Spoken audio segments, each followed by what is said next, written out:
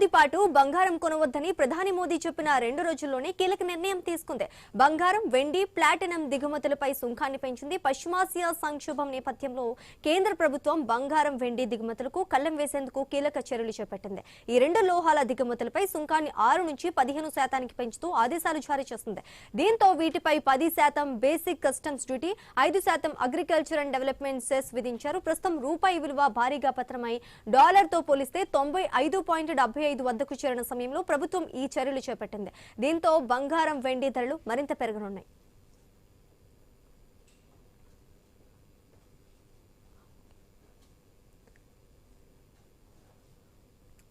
ప్రపంచంలోనే బంగారం అత్యధికంగా దిగుమతి చేసుకునే రెండో దేశం భారత్ కాగా వెండి విషయంలో మొదటి స్థానంలో ఉంటుంది. ఈ నేపథ్యంలో ప్రభుత్వం సుంకాలు పెంచడంతో దేశీయ కొనుగోలు డీలా పడే అవకాశాలు ఉన్నాయని నిపుణులు అభిప్రాయం వ్యక్తం చేస్తున్నారు.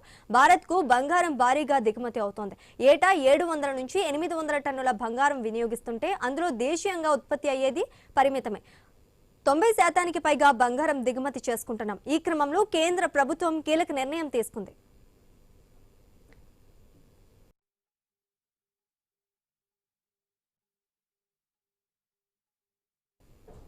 ప్రస్తుతం భారత విదేశీ మారక నిల్వలు $690.69 బిలియన్ ఉన్నాయి. ఆర్బీఐ లెక్కల ప్రకారం ఫిబ్రవరిలో ఈ నిల్వలు $728 బిలియన్ పెరిగాయి. ఏప్రిల్ నాటికి $691 బిలియన్ పడిపోయాయి. అదే సమయంలో భారత్ కరెంట్ అకౌంట్ లోటు 84.5 బిలియన్ అంటే డీజీపీలో 2% పెరగొచ్చని ఐఎంఎఫ్ అంచనా వేసింది. కరెంట్ అకౌంట్ లోటు పెరగటం అంటే దేశానికి వచ్చే డాలర్లు కంటే బయటకు వెళ్లే డాలర్లే ఎక్కువగా ఉంటాయి. దీనికి బంగారం కొనుగోలు ప్రధాన కారణం. 2026 ఆర్థిక సంవత్సరంలో భారత్ సుమారు $72 బిలియన్ విలువైన బంగారాన్ని దిగుమతి చేసుకుంది. ఇది గతేడాదితో పోలిస్తే 24% అధికం. ప్రపంచంలోనే గోల్డ్ కు ఎక్కువగా కొనుగోలు చేసే దేశాల్లో భారత్ 2వ స్థానంలో ఉంది. గోల్డ్ ప్రతి ఔన్స్ కు డాలర్లలోనే చెల్లింపులు జరుగుతున్నాయి.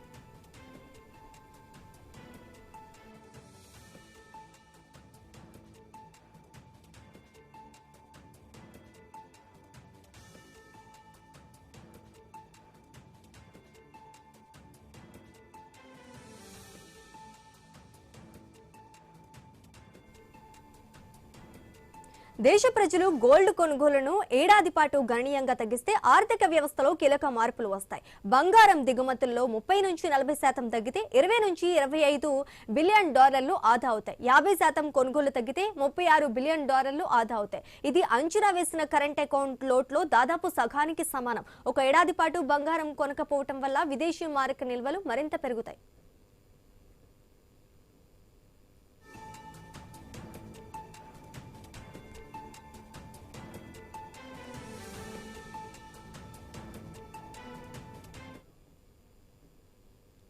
నేపథ్యంలో కేంద్ర ప్రభుత్వం బంగారం, వెండి దిగుమతులకు కళ్లెం వేసేందుకు కీలక చర్యలు చేపట్టింది. ఈ 2 లోహాల దిగుమతులపై సుంకాన్ని 6 నుంచి 15% పెంచుతూ ఆదేశాలు జారీ చేస్తుంది. దీంతో వీటిపై 10% basic customs duty, 5% agriculture and development cess విధించారు. ప్రస్తుతం రూపాయి విలువ భారీగా పతనమై డాలర్తో పోలిస్తే 95.75 వద్దకు చేరిన సమయంలో ప్రభుత్వం ఈ చర్యలు చేపట్టింది. దీంతో బంగారం, వెండి ధరలు మరింత పెరగనున్నాయి.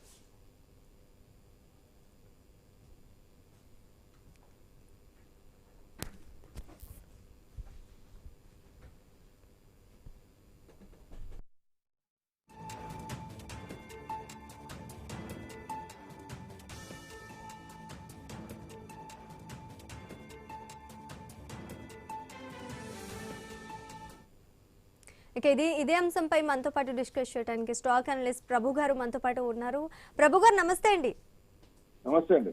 సుంకాల పెంపుతో బంగారం దిగుమతులు తగ్గుతాయంటారా? అంటే కొనేది ఆపుతారా? ఎవరు ఆపరు కదా, కంటిన్యూ అవుతుంది. ఒక రకంగా చూస్తే ఈ ఇండస్ట్రీ అఫీషియల్స్ ఏమంటారంటే హయ్యర్ ఇంపోర్ట్ ట్యాక్సెస్ అయితే స్మగ్లింగ్ మళ్ళీ రివైవ్ అవుద్ది. ఇదివరకు ఒకప్పుడు ట్యాక్స్ అట్లా ఉన్నప్పుడు స్మగ్లింగ్ ఇది అయింది మళ్ళీ. ఎందుకంటే గోల్డ్ ఇచ్చేసేది ట్యాక్స్ కట్టకుండా దాన్ని ఇచ్చేద్దాం ఉద్దేశం ఉంటుంది కాబట్టి అది మళ్ళీ పెరుగుతుంది ఓ రకంగా చూస్తే. ఎందుకంటే కొనే వాళ్ళు ఆగరు ఎట్టి పరిస్థితుల్లో. మీరు ఐఎన్ఆర్ కంట్రోల్ చేయాలి. 95 అయిపోతుంది, అది నియర్ బై 100. సో దాన్ని కంట్రోల్ చేస్తే ఇది చేస్తే సరిపోద్ది. ట్రేడ్ కరెంట్ అకౌంట్ డిఫిషిట్ మీద పడుతోంది. ఇప్పుడు చూడండి 72 అనుకుంటా, $72 బిలియన్ మన ఇంపోర్ట్ బిల్లు 25-26 కి 24% పెరిగిందండి. అదే 24-25 అయితే 45.54 బిలియన్స్, అదే 22-23 అయితే $35 బిలియన్. అంటే చిన్న చిన్నగా ఎవ్రీ ఇయర్ పెరుగుతోంది, బట్ వాల్యూమ్ తగ్గింది. రేటు పెరిగింది కాబట్టి వాల్యూమ్ తగ్గింది. 721 టన్స్ తగ్గింది మళ్ళీ 2024-25 లో. అదే 23-24 లో అయితే 795 టన్స్ తీసుకున్నాం. సో 22-23 లో అయితే 678 టన్స్. అంటే ఎవ్రీ ఇయర్ ఇది కొంచెం ఇదవుతా ఉంది, బట్ ప్రైస్ పెరుగుతా ఉంది కానీ టన్స్ తగ్గుతోంది. అంటే మనం సెకండ్ హైయెస్ట్ ఎవరు? చైనా తర్వాత మనమే ఉన్నాం ఒక రకంగా, అంటే జ్యువెల్ ఇండస్ట్రీ. కానీ ఇది రికార్డు ప్రకారం ఇండియానే సోనేకి చిడియా ఇండియానే అంటారు జనరల్ గా. వాళ్ళకంటే ఎక్కువ ఇండియన్స్ కి ఎక్కువ దీని జ్యువెలరీ మీద ఎక్కువ ఉంటుంది. ట్రెడిషనల్ గా ఏంటంటే సేఫ్ హెవెన్, మినిమం గ్యారంటీ ఉంటుంది దీంట్లో అన్నట్టు ఉంటుంది కాబట్టి ఎక్కువ మంది ట్రెడిషనల్ గా దీన్ని చూస్తారు. అన్సర్టనిటీ అంటే జియో పొలిటికల్ అన్సర్టనిటీ ఉన్నప్పుడు ఇట్లాంటి టైంలో గోల్డ్ ఉపయోగపడుతుందని ఇది. దాన్ని ఎవరు మార్చలేదు. ఇప్పుడు ట్యాక్స్ 10% పెరిగినా 15% పెరిగినా ఎవరు కొనటం అనేది ఆపటం అనేది కష్టం. కాకపోతే దాన్ని ఏం చేయాలి? ఇప్పుడు ఫారెక్స్ రిజర్వ్స్ లో డాలర్స్ తగ్గిపోతున్నాయి. ఇప్పుడు మీరు డాలర్ డీడాలరైజేషన్ అవుతుందనే కదా మీరు డాలర్స్ నుంచి గోల్డ్కి వచ్చింది. ఇప్పుడు గోల్డ్ కొనద్దంటే ఎట్లా? ఒక రకంగా పెరుగుతున్న టైంలో ఇంట్రెస్ట్ రేట్, యుఎస్ లో ఇంట్రెస్ట్ రేట్ తగ్గుతాయి, ఇన్ఫ్లేషన్ బాగా పెరిగింది, మరి ఇంట్రెస్ట్ రేట్ తగ్గకపోవచ్చు ఒక రకంగా. ఎందుకంటే అంతకు ముందు నుంచి ఒత్తిడి చేస్తారు కదా ఇంట్రెస్ట్ తగ్గించండి అని జిరోమ్ పవల్ ని. సో కెవిన్ వాష్ కొత్త ఆయన వచ్చారు. ఇప్పుడు మరి ఇంట్రెస్ట్ రేట్ తగ్గిస్తే ఒక రకంగా, తగ్గితే మరి గోల్డ్ పెరుగుతుంది. సో ఇన్ఫ్లేషన్ పెరిగింది కాబట్టి ఓకే, ఈ క్వార్టర్ ఓకే, నెక్స్ట్ క్వార్టర్ కి ఏమైనా మార్పులు రావచ్చు. ఏదైనా గోల్డ్ చెప్పండి. మరి అదే విధంగా బంగారం రేట్లు మరింత పెరిగే అవకాశం ఉండటం మరి కొనుగోలుపై ఎలాంటి ప్రభావం ఉంటుందంటారు? ఇవాళే గ్యాప్ అప్ ఉంది, 8-9% గ్యాప్ అప్ ఉంది ఇవాళ. దీన్ని బట్టి అంటే కట్టడి చేసినప్పుడు ఎప్పుడైనా సరే ఆ కట్టడిని ఆపలేము. ఏటికి ఎదురైతే ఏమవుతుంది? సో డెఫినెట్ గా పెరిగే ఛాన్స్ ఉంటుంది. ఇప్పుడు గోల్డ్ ఏంటంటే చిన్న చిన్నగా 1,50,000 అబౌవ్ ఉన్నాయి. So it can reach 2 lakhs. ఈ రకంగా కట్టడి చేస్తే 2 లక్షలు అవుతుంది. మరి 2 లక్షలు అవుతున్నప్పుడు గోల్డ్ కొనద్దు అని చెప్పినప్పుడు మీరు ఆల్టర్నేట్ ఏదైనా సోర్స్, మార్కెట్ ఏమో డౌన్ లో ఉంది 19 months నుంచి, ఆల్టర్నేట్ నుంచి ఎవరికి ఇన్వెస్ట్మెంట్స్ మీద రిటర్న్ ఈక్విటీ ఏం రానప్పుడు మరి ఎట్లా గోల్డ్ పెరుగుతున్నప్పుడు గోల్డ్ పెట్టుకోవాలి? ఇది వద్దు అనటం మరి అంటే పూర్తిగా వద్దని లేదు ఆయన, ఎక్సెస్ వద్దన్నాడు. ఎక్సెస్ కానీ ఇన్వెస్ట్మెంట్ యాంగిల్లో కొంచెం పెరిగేటప్పుడు పెట్టుకోవాలి కదా అని ఒక క్వశ్చన్ ఉంటుంది. ఏదైనా మనం 40% స్విట్జర్లాండ్ నుంచి తీసుకుంటున్నామండి, యుఏఈ 16%, సౌత్ ఆఫ్రికా నుంచి 10%, టోటల్ స్విస్ నుంచి అయితే 11.36%. అంటే ఇది ఒక రకంగా అంటే ఎక్కువ ట్యాక్స్ వేయటం అంటే ఇంపోర్ట్స్ ని తగ్గించుకోవటం అని. ఇంపోర్ట్స్ తగ్గించుకుంటే డాలర్ రిజర్వ్స్ ఉంటాయి, ప్రస్తుతానికి ఇబ్బంది లేదు. ఈ లోపల క్రూడ్ కనుక వార్స్ కనుక సెటిల్ అయ్యి స్ట్రైట్ ఆఫ్ హార్మోజ్ ఓపెన్ అయితే ప్రాబ్లం లేదని గవర్నమెంట్ ఆలోచన మంచిదే. కానీ $126 కి క్రూడ్ వెళ్ళినప్పుడు మాట్లాడలేదు, $146 కి క్రూడ్ వెళ్ళినప్పుడు మాట్లాడలేదు, ఇప్పుడు $105 లో మాట్లాడుతున్నారు. ఇప్పుడు ఏమొచ్చిందని అంత టెన్షన్?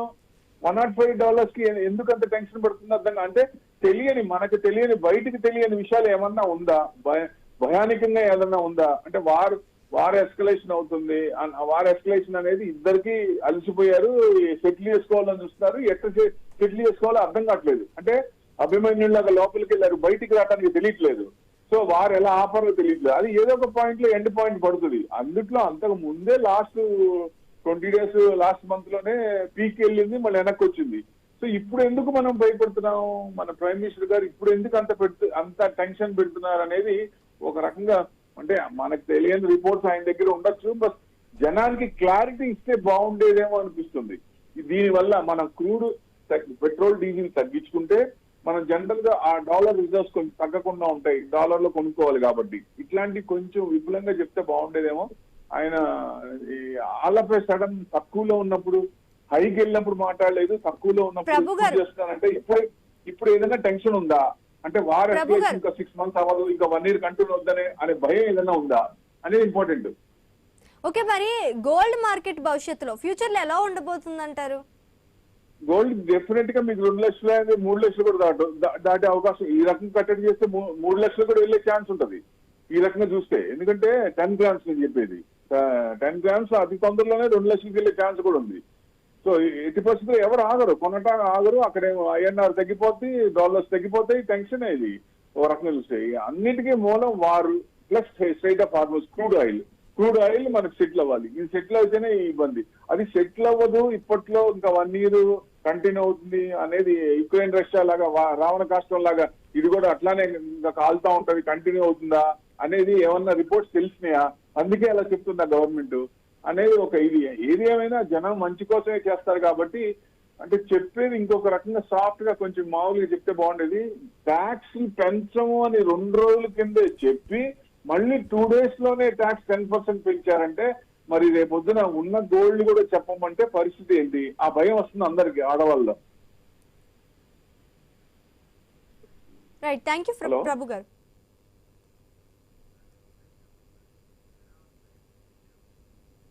బ్రిటన్లో ఒక షార్ట్